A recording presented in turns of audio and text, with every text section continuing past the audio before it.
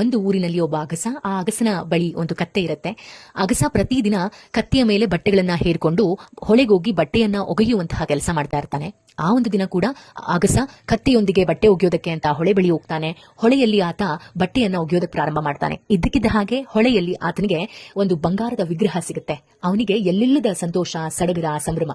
ಇಷ್ಟು ವರ್ಷಗಳ ಕಾಲ ನಾನು ಕಷ್ಟಪಟ್ಟು ಪರಿಶ್ರಮದಿಂದ ಬಾಳಿ ಬದುಕಿದ್ದಕ್ಕೆ ಆ ಭಗವಂತ ನನಗೆ ಒಂದು ಕಾಣಿಕೆ ಕೊಟ್ಟಿದ್ದಾನೆ ಅಂತ ಭಾವಿಸ್ತಾನೆ.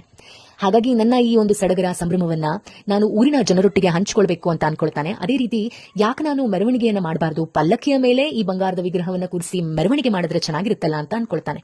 ಆದ್ರೆ ನಾನೊಬ್ಬ ಬಡವ, ನನ್ನ ಹತ್ರ ಪಲ್ಲಕ್ಕಿ ಕೊಡುವಷ್ಟು ಹಣ ಎಲ್ಲಿದೆ ಅಂತ ಆ ಆಸೆಯನ್ನ ಹಾಗೆ ಬಚ್ಚಿಟ್ಕೊಳ್ತಾನೆ. ಮತ್ತೆ ಅವನು ತನ್ನ ಬಳಿ ಹೇಗಿದ್ರು ಕತ್ತೆ ಇದೆ ಅಲ್ವಾ, ಆ ಕತ್ತೆಯ ಮೇಲೆ ಕೂರಿಸಿ ನಾನು ಮೆರವಣಿಗೆ ಮಾಡಬಹುದಲ್ಲ ಅಂತ ಯೋಚಿಸ್ತಾನೆ. ಹಾಗೆ ಆ ದಿನ ಬರುತ್ತೆ, ಕತ್ತೆಯ ಮೇಲೆ ಬಂಗಾರದ ವಿಗ್ರಹವನ್ನ ಕೂರಿಸಿ ಊರಿನ ಜನರ ಎದುರುಗಡೆ ಆತ ಮೆರವಣಿಗೆಯನ್ನ ಮಾಡ್ತಾನೆ. ಕತ್ತೆಗೆ ಬಂಗಾರದ ವಿಗ್ರಹದ ಕಾರಣಕ್ಕೆ ಗೌರವ ಮತ್ತೆ ಹೂವಿನ ಹಾರಗಳು, ಉಡುಗೊರೆಗಳು ಎಲ್ಲ ಪ್ರಾಪ್ತವಾಗೋದಕ್ಕೆ ಪ್ರಾರಂಭ ಆಗುತ್ತೆ.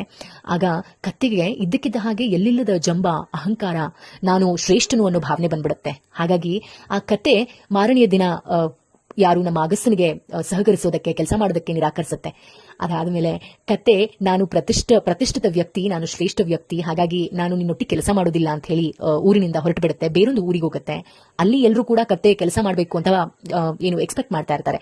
ಆದ್ರೆ ಆ ಕತ್ತೆ ಅಲ್ಲಿ ಕೆಲಸ ಮಾಡೋದಕ್ಕೆ ನಿರಾಕರಿಸುತ್ತೆ. ಆ ಕತ್ತೆಯನ್ನ ಅವರೆಲ್ಲರೂ ಕೂಡ ಓಡಿಸ್ತಾರೆ. ಮತ್ತೊಂದು ಊರಿಗೆ ಹೋಗುತ್ತೆ, ಅಲ್ಲೂ ಕೂಡ ಕೆಲಸ ಮಾಡೋದಕ್ಕೆ ನಿರಾಕರಿಸುತ್ತೆ, ಅಲ್ಲೂ ಕೂಡ ಓಡಿಸ್ತಾರೆ. ಹೀಗೆ ಅದು ಒಂದಷ್ಟು ಊರುಗಳನ್ನ ಅಲದ ಮೇಲೆ ಅದಕ್ಕೆ ವಾಸ್ತವ ಗೊತ್ತಾಗುತ್ತೆ.